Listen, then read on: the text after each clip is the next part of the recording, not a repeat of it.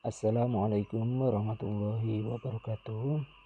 Bapak Ibu yang saat ini sedang menempuh PPG dalam jabatan di tahun 2025 ini, kesempatan kali ini saya akan memberikan contoh-contoh studi kasus yang nanti bisa membantu Bapak Ibu dalam menjawab ujian pengetahuan atau UP. Selamat menyaksikan. Akan memberikan dua jenis contoh 4 topik dengan jawaban yang berbeda. Yang pertama adalah 4 contoh topik dengan jawaban simpel dan jawaban mudah yang terdiri dari 4 konteks, yaitu tentang masalah media, kemudian yang kedua masalah LKPD, yang ketiga masalah strategi pembelajaran, dan yang keempat masalah penilaian. Kemudian dilanjutkan saya memberikan contoh pilihan 2 atau jawaban kedua dengan jawaban yang lebih luas dan lebih panjang dengan 4 konteks yang sama, yaitu tentang masalah media, masalah LKPD, masalah strategi pembelajaran, dan masalah penilaian.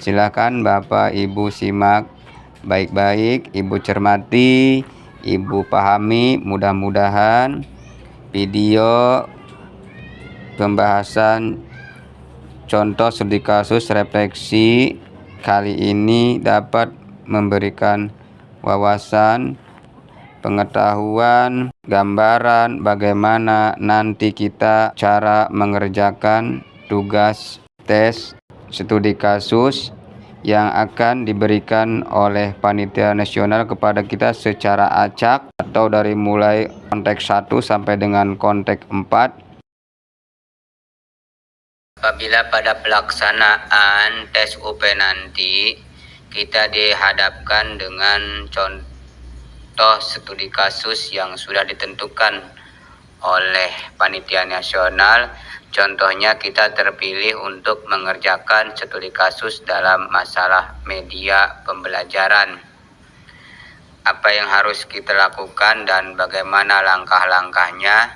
Di sini saya akan memberikan contohnya. Jadi pertama kali yang kita lakukan adalah kita menuliskan judul kasusnya apa. Contoh saya di sini adalah menulis judul tentang ketidaksesuaian media video pembelajaran dengan tujuan pembelajaran. Judulnya adalah ketidaksesuaian media video pembelajaran dengan tujuan pembelajaran.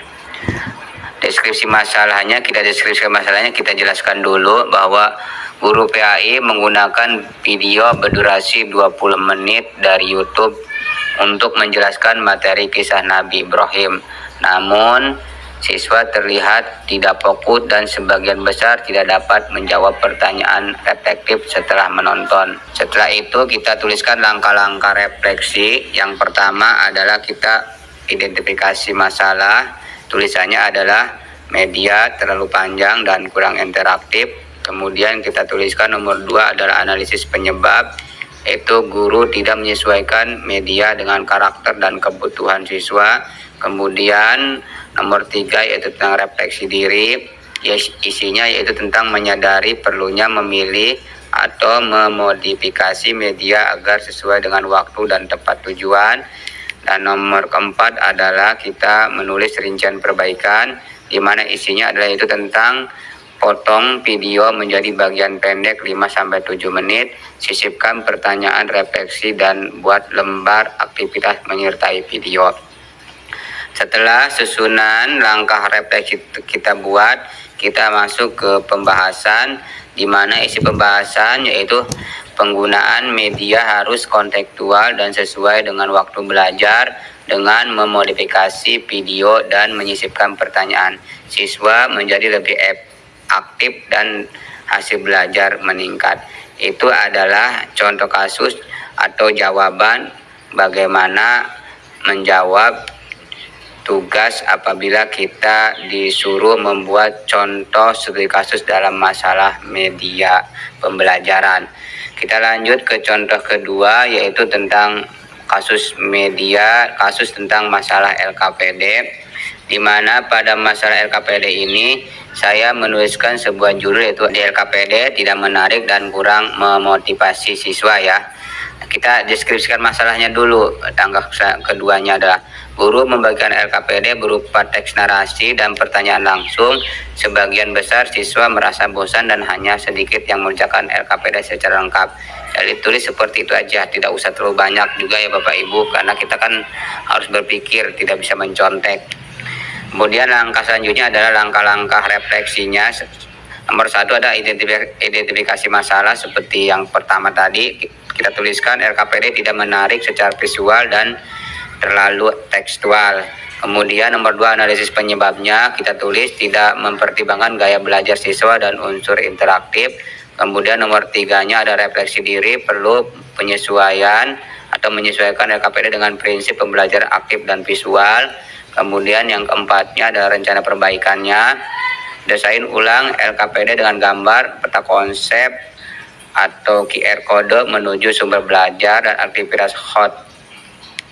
Kemudian terakhir, setelah kita melakukan langkah-langkah refleksi, kita masuk ke pembahasan, yaitu LKPD harusnya bukan sekedar kumpulan soal tetapi alat untuk membangun pemahaman dan keterlibatan siswa. LKPD visual dan interaktif mampu meningkatkan partisipasi dan kualitas hasil kerja. Itu adalah jawaban untuk studi kasus yang diberikan kepada kita masalah LKPD. Mudah-mudahan ya bisa memberi sedikit gambaran buat Bapak Ibu nantinya. Kita lanjut untuk yang kedua, yaitu tentang masalah strategi pembelajaran. Saya ngambil judul di sini adalah tentang siswa pasif akibat strategi ceramah. Jadi ada kesalahan dalam penerapan strategi ya. Kita deskripsikan masalahnya dulu. Nah, di sini saya menggunakan mata pelajaran atau memakai mata pelajaran fikih. Untuk pelajaran bisa disesuaikan dengan mata pelajaran yang Bapak Ibu ampuh. Untuk deskripsi masalahnya yaitu pembelajaran fikih tentang akad jual beli dilakukan sepenuhnya dengan metode ceramah. Nah, akibatnya siswa tidak aktif bertanya atau berdiskusi dan hasil penilaian juga rendah. Jadi jual beli hanya menggunakan metode ceramah. Ini penyebabnya. Nah, langkah-langkah yang harus kita lakukan, langkah-langkah refleksinya adalah yang pertama adalah kita mengidentifikasi masalahnya dulu, yaitu isinya itu strategi pembelajaran tidak melibatkan siswa secara aktif. Kemudian analisis penyebabnya itu guru tidak menerapkan pendekatan aktif dan kontekstual. Kemudian refleksi dirinya adalah perlunya menggunakan pendekatan berbasis pengalaman atau experiential learning. Yang keempat adalah rencana perbaikan, yaitu kita menggunakan metode PJBL ya, atau Project Based Learning, yaitu siswa membuat simulasi akad jual beli dalam kelompok. Nah, setelah langkah-langkah refleksi kita tulis, kita lanjut ke pembahasan, yaitu dengan mengganti ceramah menjadi PJBL, siswa lebih aktif belajar, bekerja sama dan memahami praktik nyata akad muamalah atau jual beli. Penilaian juga menjadi lebih otentik dan bermakna. Itu adalah contoh menjawab masalah studi kasus dalam strategi pembelajaran. Mudah-mudahan Bapak Ibu ya dapat memahami dan dapat memahami materi yang saya sampaikan ini. Oke, kita lanjut untuk studi kasus yang keempat, yaitu tentang masalah penilaian, di mana pada masalah penilaian ini saya akan mengambil judul tentang penilaian hanya fokus pada aspek kognitif ya. Sedangkan kita ketahui bahwa penilaian itu mencakup 3 penilaian, yaitu ada sikap, kognitif, dan keterampilan ya Bapak Ibu. Oke, jadi deskripsi masalahnya adalah guru menilai siswa hanya dari hasil ulangan harian berupa soal pilihan ganda, padahal materi mencakup kompetensi sikap dan keterampilan seperti hafalan dan akhlak dan akhlak terhadap orang tua. Selanjutnya kita buat langkah-langkah refleksinya. Nomor 1 adalah identifikasi masalah, penilaian tidak mencakup afektif dan psikomotor.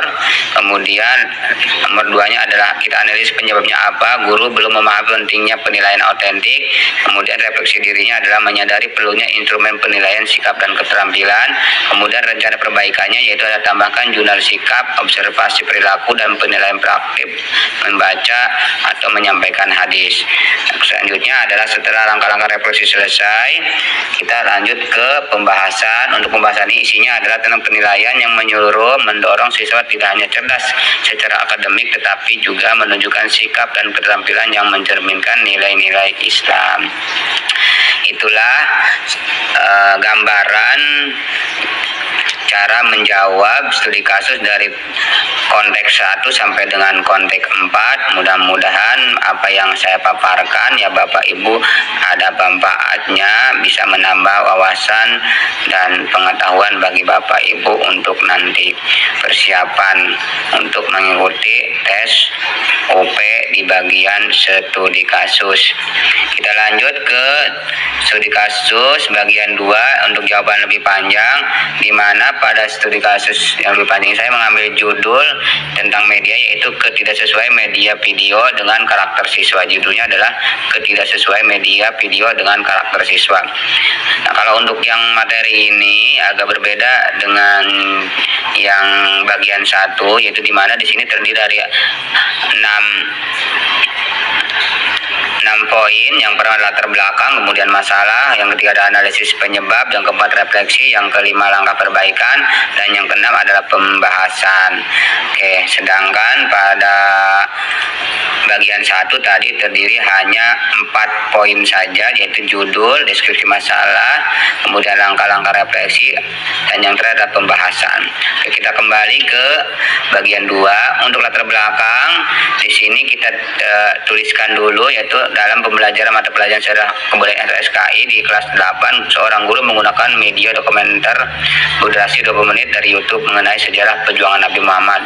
Guru berharap media ini dapat menarik perhatian siswa dan meningkatkan pemahaman mereka. Masalah yang muncul sebagian besar siswa terlihat tidak fokus mengobrol saat video diputar, dan saat saya ditanya jawab hanya sedikit siswa yang dapat menjawab dengan benar. Nah, kita analisis dulu apa kira-kira penyebabnya. Jadi yang poin pertama, video terlalu panjang dan tidak kontekstualisasi. Yang B-nya tidak ada aktivitas pengantar atau penugasan yang menyertai video. Kemudian yang C-nya, guru tidak menyesuaikan media dengan karakter belajar siswa yang cenderung kinestetik dan visual interaktif. Refleksinya adalah guru menyadari bahwa media pembelajaran yang efektif harus memperhatikan durasi, keterlibatan siswa saat relevansi, isi, dan tujuan pembelajaran. Media sebaiknya tidak menjadi satu-satunya sumber informasi tetapi menjadi pemantik diskusi dan aktivitas belajar aktif. Langkah perbaikannya yaitu 1. Kita memotong video menjadi beberapa bagian pendek 3-5 menit saja sesuai dengan subtopik. Kemudian yang kedua, kita menambahkan pertanyaan pemantik sebelum dan sesudah video. Ketiga adalah menyediakan post-it ringkas berisi kolom refleksi dan poin penting dari video. Yang keempat adalah kita mengintegrasikan video dengan aktivitas diskusi kelompok. Terakhir, nomor 6 adalah kita masuk pembahasan. Pemanfaatan media video harus mempertimbangkan prinsip kognitif afektif dan afektif siswa. Media yang terlalu panjang dapat mengurangi konsentrasi apalagi tanpa didukung dengan kegiatan interaktif. Perbaikan ini membuat siswa lebih terlibat dan materi lebih mudah diserap. Nah, itu adalah jawaban untuk studi kasus bagian 2 yang lebih panjang. Nah, untuk Bapak Ibu tinggal memilih saja kira-kira mau jawaban yang bagian 1 atau bagian 2, itu tinggal disesuaikan saja ya. Untuk nanti kondisional melihat waktu pada saat pelaksanaan UP. Untuk latihan nomor 2 sampai dengan nomor 4 itu tinggal dibaca saja oleh Bapak Ibu dan dipahami. Mudah-mudahan video kali ini dari awal sampai akhir pembahasan saya ada manfaatnya bagi Bapak Ibu. Saya akhiri, wassalamualaikum warahmatullahi wabarakatuh.